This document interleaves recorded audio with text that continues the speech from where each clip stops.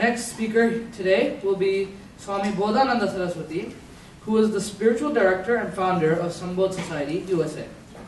He will be speaking on yoga and management, in which he will cover the connection and inter-relatedness of yoga and management and the utilization of yoga to achieve excellence in management. So, one more quote from Swami Vivekananda. Dare to be free. Dare to go as far as your thought leads, and dare to carry that out in your life. Please help me welcome Swami Bodhananada Saraswati.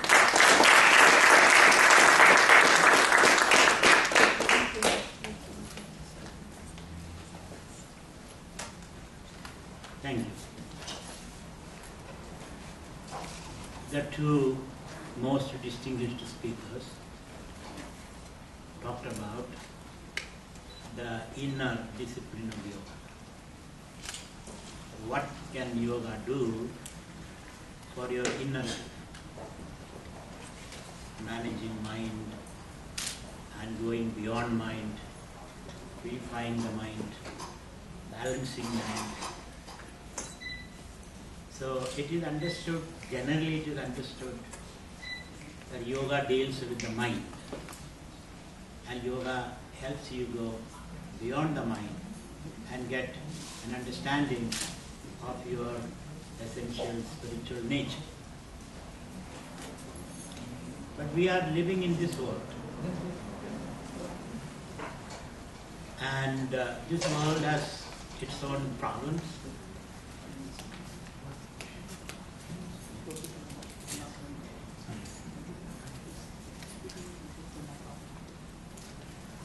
And we cannot imagine a life without any relationship with the world. So all that we think and do will have its implications or impact on the world. And the world has its impact on us. So when I say I don't mean just the spiritual sense in me. It also means my mind, my emotions, my aspirations, my dreams, and my body and its problems, and the world outside, the society and the environment. So whenever I say I, it is an inclusive term. I is an inclusive experience. So I cannot ignore the world when I am dealing with my mind. Nor can I ignore my mind when I am dealing with the world. So, how do we apply the principles of yoga, which is very effective in managing the mind? And how do we apply its principles in managing the world outside? Or the question could be, does yoga have any thing to say or any impact or implication as far as the managing the world is concerned? Now, management is a very important subject these days, to manage. In fact, yoga can mean management. Yoga can mean mind management. So, management is a very important tool. It's an important tool, it's an important discipline.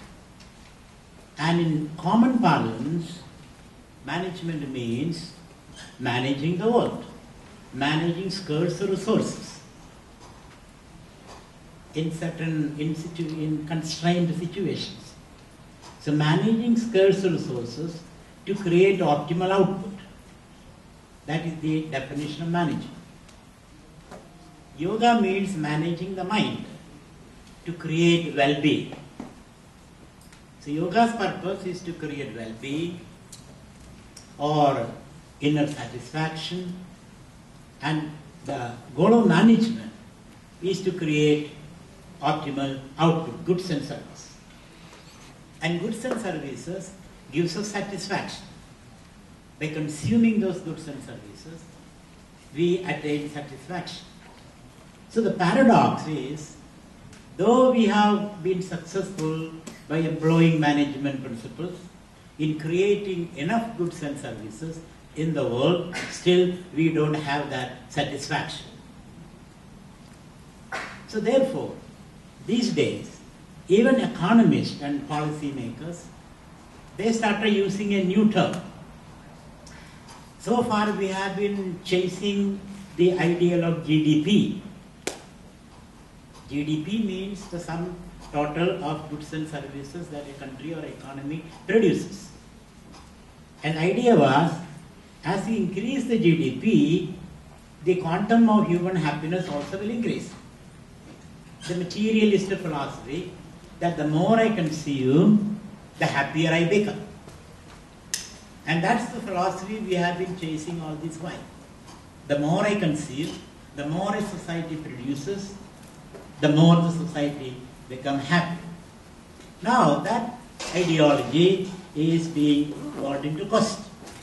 We are questioning that ideology. That the more you consume, you need not necessarily be happy.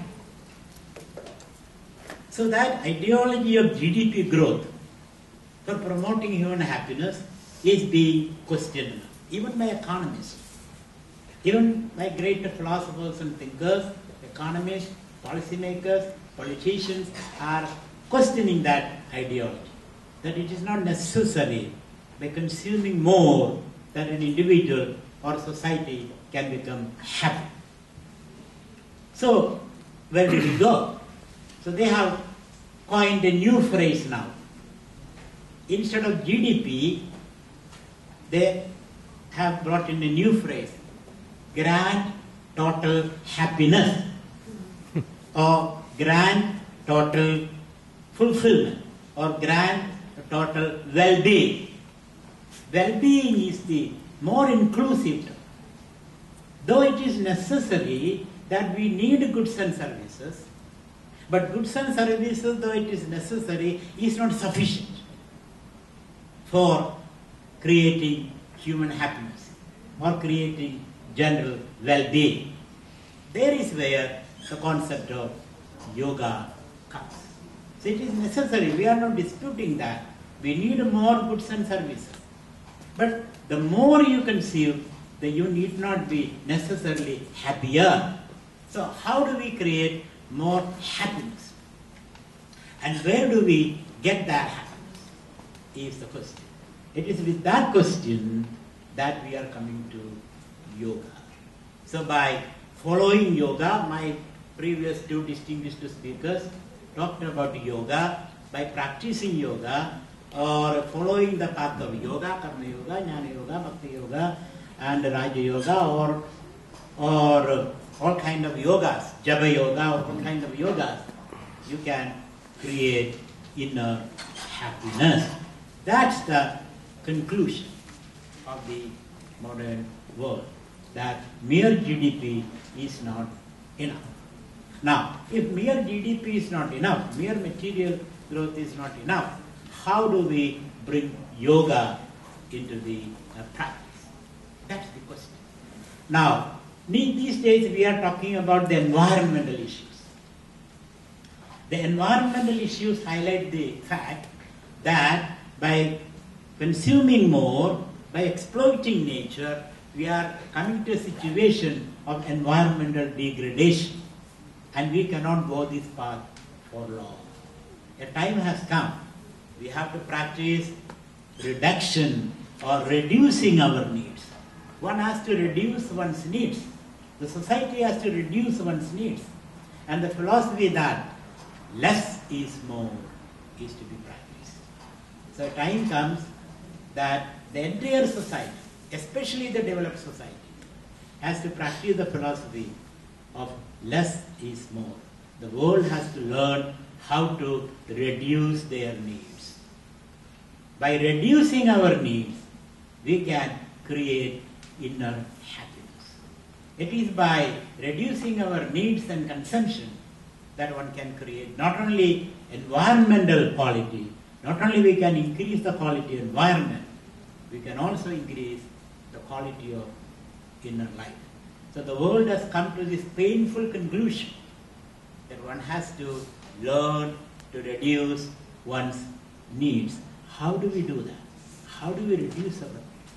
We can reduce our needs, or we can motivate people to reduce our needs by bringing this idea of yoga that your happiness is within yourself. Your happiness is not outside. My happiness is not outside. Happiness is our nature. If happiness is our nature, then how do we discover that happiness is the second question. So, to discover that happiness, we have to practice mental balance, non-reaction. At this point, we are reacting to the outside world. As sensations keep pouring into us, we react to those sensations in terms of needs and demands and desires. So desire is a reaction to the sensation, to the outer world. And the desire comes for inner dissatisfaction. Ignorance about the self, that I am the happy self. So because of that inner ignorance, we react to the external world. If you are inwardly happy, instead of reacting to the world in terms of desire, we will only observe the world. So instead of reacting to the world in terms of desire, we must be able to observe the world. And when we observe the world, observe the moonrise, observe the sunrise, observe the change of seasons, observe the children playing, observe the waves racing in the ocean, observe the flower blooming, we will be able to gain more happiness than plucking the flower and smelling it, or taking a picture of the moonrise. So instead of following the philosophy of indulgence or consumption, one has to learn to observe. And that observation is yoga. As Patanjali says, yoga chitta vritti nirodha. Yoga is watching your vrittis, watching your desires. As I see the world outside, immediately I relate with the world in terms of desire. And I cannot help it, because I am habituated to that kind of a lifestyle. That is how I am used to. So you cannot control your desire, because they are coming like waves in the ocean. As I see the world, these desires manifest, either to possess the world or to run away from the world, likes and dislikes. So when I see the world and my mind reacts in terms of desires, I must learn to observe those desires. Those observation is the meaning of chitta vritti nirodha.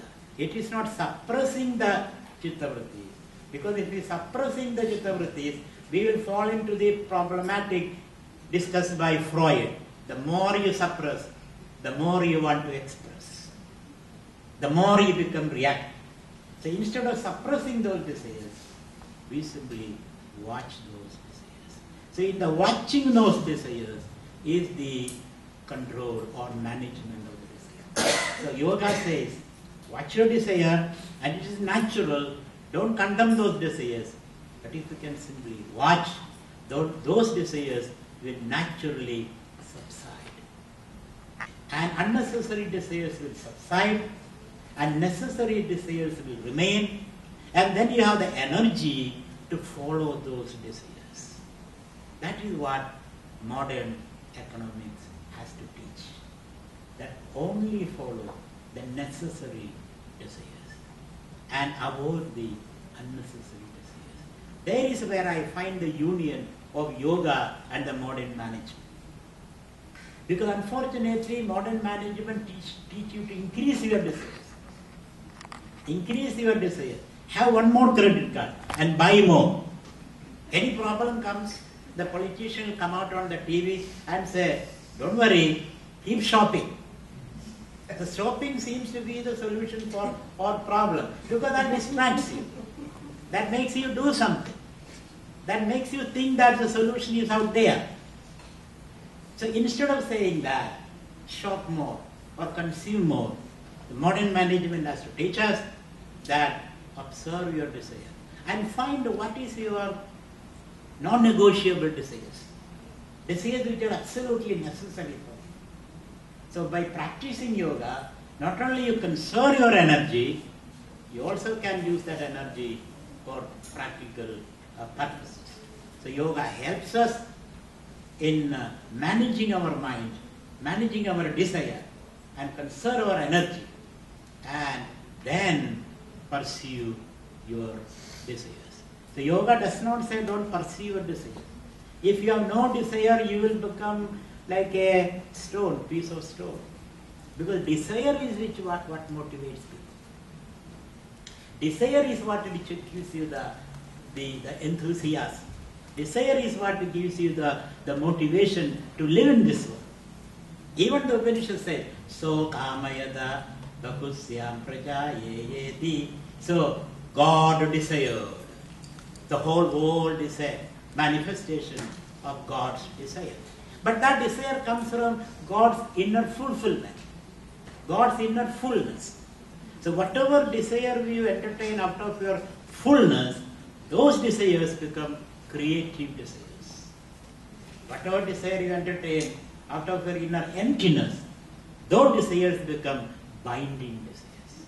So there are two types of desires: binding desires and unfolding desires.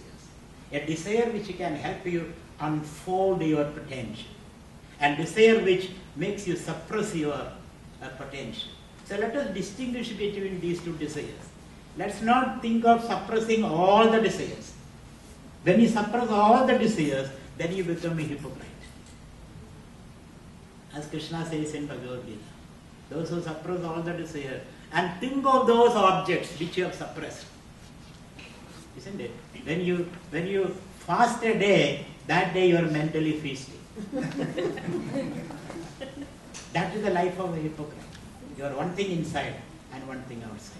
So desires are okay, provided they are coming from your inner fulfillment, inner fullness, from the discovery of your inner nature.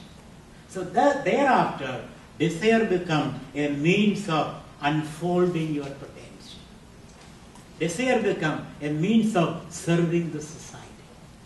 Desire becomes a means of enhancing the quality of life. So the yoga is very clear about that. Though we misunderstand yoga as yoga chittavritti nirodha, as essentially described as yoga is suppressing the desire. That is not what Patanjali or Lord Krishna means by yoga. Krishna gives three definitions for yoga in the Bhagavad Gita. One definition is yoga karmasu kaushalam. A yogi cannot escape from work. A yogi has to pursue his work. Everybody is in this world, we live in this world, and we have certain responsibilities. So one definition of yoga according to Krishna is yoga karmasu kaushalam. Yoga is pursuit of excellence in work. That's a kind of secular definition of yoga. When you pursue excellence, and that pursuit of excellence is possible only through work. There is no other way of pursuing excellence. You can take a piece of iron, put it in fire, and then when it is red hot, you can put it on the anvil and beat into a certain shape and make a knife out of that. That is yoga. Or you can take a canvas and paint a picture on that. That is yoga. Or you can make a beautiful dish. That is yoga. So yoga karmasu kaushalam. Yoga is pursuing excellence in work. That is the operational definition of yoga. But when you pursue excellence in work, you may not fulfill all your expectations. You may fulfill, you may not fulfill. So there is always an expectation. That expectation creates disturbance of the mind. So the next definition of yoga is samatvam yoga uchyate. Don't react to the outcome of your work. Whatever outcome comes, be ready for that. If it is as per your expectation, thank your stars. If it is not as per your expectation, then see with a cool mind what went wrong. So I can say yogi is a cool man. When he is cool, when he is quiet. So yoga, samatvam yoga uchyate. And the third definition of yoga, according to Krishna, is samadho vajala buddhi. When the mind is focused on the self, on your natural happiness. When the mind is focused on your natural happiness, then you become a yogi. So while we are involved in this dynamically changing world, which you cannot escape, we are involved in this world, we are pursuing our natural desires. While we are doing that, pursuing excellence, keep your mind quiet and calm. Don't react. In that quiet mind, we'll have access to the spiritual plenitude, the spiritual bliss. So, having access to that spiritual bliss, drawing from that spiritual dimension, keeping your mind quiet, pursuing your goals, and being a creative person is the ultimate destiny of a yogi. That is what we are seeking. Thus, you can become a good manager, a very efficient person, a very effective person, fully dynamic in this world, and still be a yogi. That is the fullness of yoga. Then alone you will become a total yogi. Otherwise it's only a half yogi. A half yogi is no yogi. Is an ayogi. So to gain that total fullness of yoga, one has to be dynamically active in this world. One has to pursue one's goals. One has to have desires, and those desires coming from your inner fullness. So there are two types of desires. One to grab, to aggrandize, to indulge, and the other is to give, to share, to explore, to express, and to experiment. That's the yoga we need. A yoga where every activity becomes a means of expressing your inner fullness. Thank you very much. That's the yoga.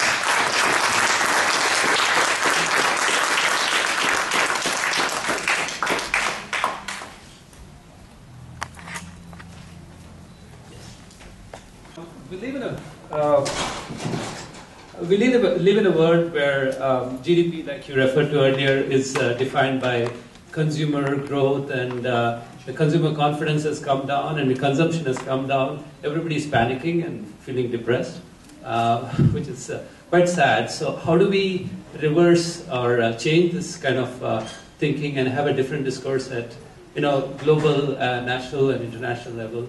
Yeah, we have to have a fundamental rethinking on economic development.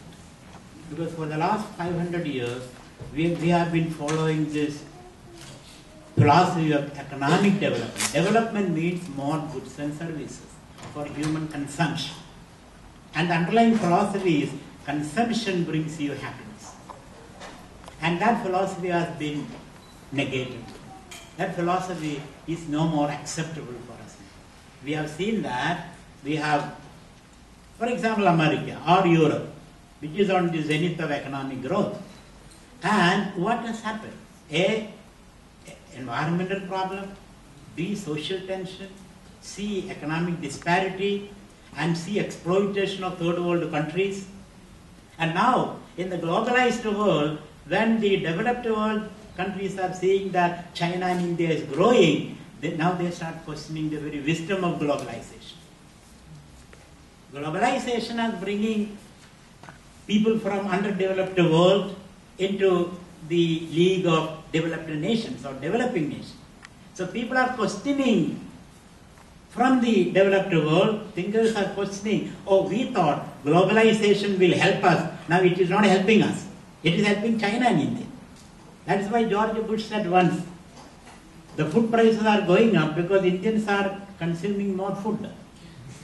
That's a very pessimistic philosophy. Indians have every right to consume more food. They are poor people. There will be definitely increase in food consumption. So, those people are developing, but the problem is, Mother Earth, planet Earth, cannot afford the same standard of living for 7 billion people. 7 billion people of the planet cannot be given the same standard of living which America or Europe enjoys, which is $50,000 per capita. Cannot be afforded to all people. So we all have to sit together. How much Mother Earth can afford? How much the planet can afford? According to my calculation, then the global per capita should come down to $10,000. We can afford only $10,000. Meaning, Americans and Europeans have to reduce their needs and demands, which is the yoga that we have to teach. And Indians and Chinese have to increase their consumption from the present $1,000 or $3,000 to $10,000. For Indians, yoga is more consumption. For Americans, yoga is less consumption. This is the philosophy we have to teach. So the GDP growth is okay. It's necessary for India, China, Philippines, not for America or Europe. Okay, we don't have any more time, unfortunately, but we have lunch after this, so any other questions can be addressed. Okay, thank you very much.